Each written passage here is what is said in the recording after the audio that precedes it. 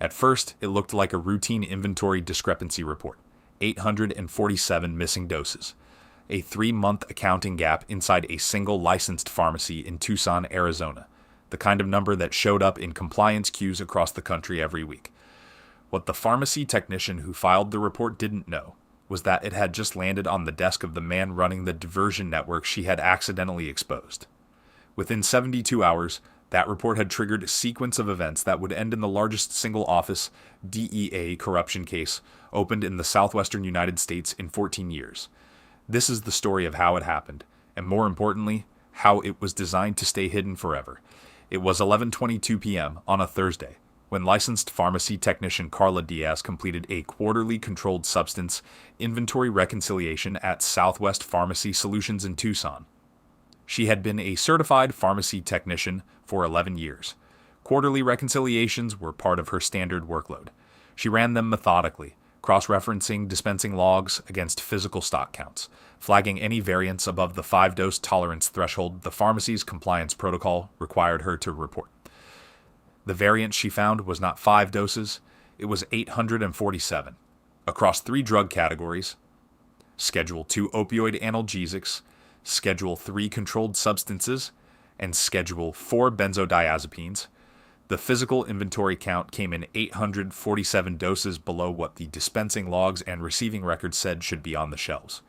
Carla ran the reconciliation twice. The number held.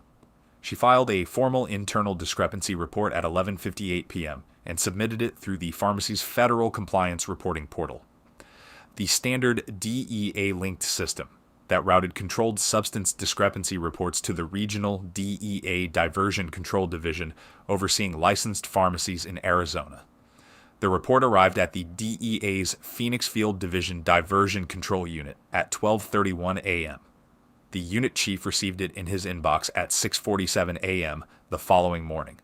The unit chief was a man named Raymond Solano, 54 years old, 21-year DEA veteran, promoted to chief of the Phoenix Field Division Diversion Control Unit 8 years earlier. 2 DEA administrators' awards for regional diversion interdiction program development, quoted in federal pharmacy compliance training materials, respected across the southwestern DEA regional structure. He read the report. He marked it as under review. He did not assign it to an investigator. 3 days later, he closed it administratively, logging it as a documentation discrepancy resolved through pharmacy self-correction, without opening a field investigation or requesting supporting documentation from Southwest Pharmacy Solutions. What Solano did not know was that his administrative closure of Carla Diaz's report had triggered an automated anomaly flag inside the DEA's Office of Inspector General's Compliance Integrity Monitoring System. The system had been designed to flag patterns, not individual events. It monitored regional diversion control unit chiefs for specific behavioral signatures. Cases closed without investigation within 72 hours of receipt. Cases closed by the unit chief personally rather than assigned to field investigators, and cases involving discrepancy volumes above a threshold that DEA protocol required to generate mandatory field review. Carla's report hit all 3 flags simultaneously. By 9 a.m. the following Monday, the DEA Inspector General's office had opened a quiet preliminary inquiry into Raymond Solano's unit. Within 10 days, that inquiry had been transferred to the FBI's Public Corruption Unit in Phoenix. What federal investigators began to uncover over the following 30 days changed the scope of everything. Analysts pulled 8 years of controlled substance discrepancy reports and cross-referenced them against Solano's unit closure records. Of the 2,340 reports filed by licensed pharmacies across Arizona, New Mexico, and southern Nevada, 847 had been administratively closed by Solano personally, without field investigation, without documentation requests, and without notification to supervising DEA regional headquarters. But officers quickly noticed something unusual when they expanded the cross-reference to a second database. The 847 closed without investigation cases correlated at a rate of 91% with a specific set of licensed pharmacies, the same pharmacies repeatedly. And when analysts mapped those pharmacies against active DEA and FBI intelligence files on controlled substance diversion networks operating across the Southwest, 340 of them had appeared by address or by associated ownership entity in active diversion investigations. Investigations that had been stalled, underfunded, or quietly deprioritized inside Solano's unit over the same 8-year period. The pharmacies were not random, they were inventory. Analysts began tracing the financial structure that had compensated Solano for the case closures. The payments did not move into his accounts directly. They flowed through a layered network of shell companies registered across Arizona, Nevada, and Delaware. 14 entities in total, with names chosen to blend into the pharmaceutical services industry. Desert Southwest Compliance Consulting, LLC, Arizona Pharmaceutical Logistics, Advisory Group, Sonoran Basin Healthcare Services. The financial architecture was too sophisticated for a field division chief, even a 21-year veteran, to have constructed alone. Someone with expert-level knowledge of how federal financial crime detection systems identified illicit payment flows in the healthcare and pharmaceutical sectors had designed this. At 2:19 p.m. on the 11th day of the investigation, FBI cyber analysts traced the encrypted coordination channel to a private server registered to a healthcare regulatory consulting firm called Mesa Compliance Partners, LLC, operating out of a commercial suite in Scottsdale, Arizona. Mesa Compliance Partners had no federal contractor registration, no GSA listing, no public web presence. But it had filed corporate paperwork in Delaware 9 years earlier, 12 months before Solano had been promoted to unit chief. The registered agent was a name that returned a federal employment record within minutes. Thomas Ainsley, 60 years old, former Deputy Assistant Administrator for Diversion Control at the Drug Enforcement Administration. Before that, 13 years as a senior policy analyst at the DEA's Office of Diversion Control in Washington, where he had specialized in the design of regional diversion control unit, oversight protocols, and pharmacy compliance monitoring systems. Before that, 8 years as a DEA diversion investigator in the Southwestern Field Region, in Phoenix. He had served on the internal DEA review committee that established the automated compliance monitoring thresholds for controlled substance discrepancy reporting in 2008. He had personally written the internal guidance document that defined which discrepancy report characteristics triggered mandatory field investigation and which administrative closure categories were permitted without supervisory review. That guidance document was still the operative standard across all DEA regional diversion control units on the morning Carla Diaz's report arrived in Solano's inbox. Ainsley had retired from federal service 9 years earlier. Within 60 days of his retirement, Mesa Compliance Partners had been registered in Delaware. Within 12 months after that, Solano had been promoted to unit chief. Inside the encrypted communications archive that investigators extracted from Ainsley's Scottsdale office network, his designation appeared throughout the operational record. His code name was the Counselor. A message in the archive dated approximately 2 years into the operation read, "The system flags anomalies. It does not flag the absence of investigation. We are not avoiding the system. We are using its administrative closure architecture. A closed case generates no further review. A closed case disappears." Raymond Solano had provided the case closures. Thomas Ainsley had built the system that made every closure invisible.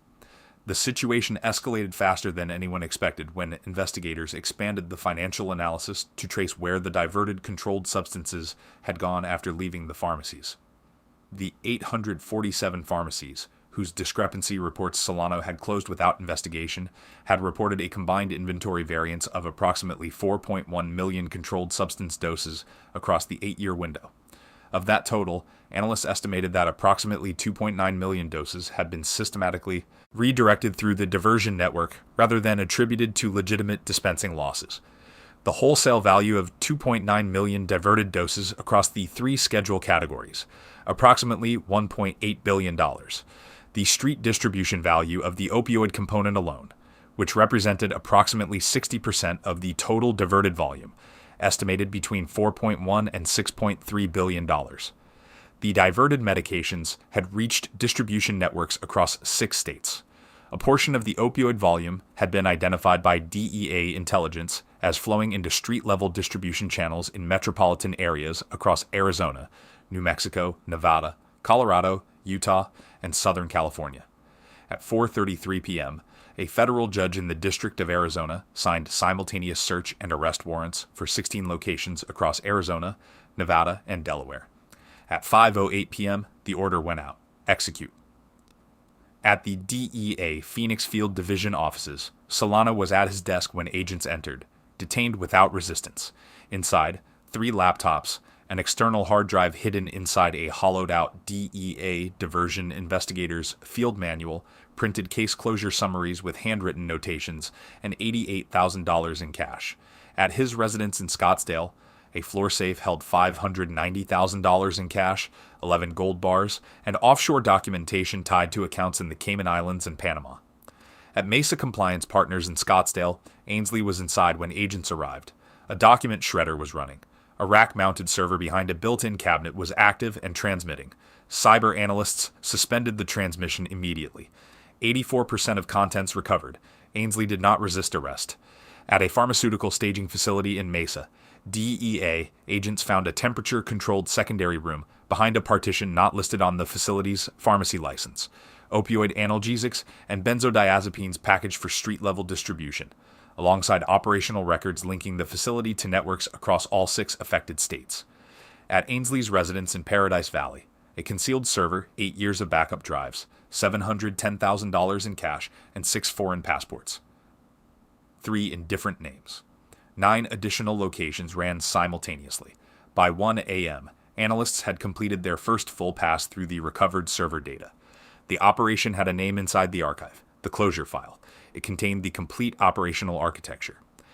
An 8-year schedule of every administrative case closure, the corresponding pharmacy inventory variance records, the financial payment chain for each closure, the shell company ownership map, the offshore consolidation account structure, the distribution network routing protocols, and a detailed accounting of proceeds allocated to each participant.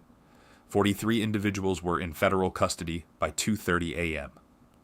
Raymond Solano and Thomas Ainsley, 9 DEA staff members, 14 shell company directors and financial intermediaries, 8 distribution network coordinators, 4 banking compliance officers, and 8 additional individuals connected to the downstream network across 6 states. Assets frozen domestically, $260 million. Offshore accounts under active recovery, an estimated additional $320 million. The Phoenix Diversion Control Unit was placed under direct federal monitoring.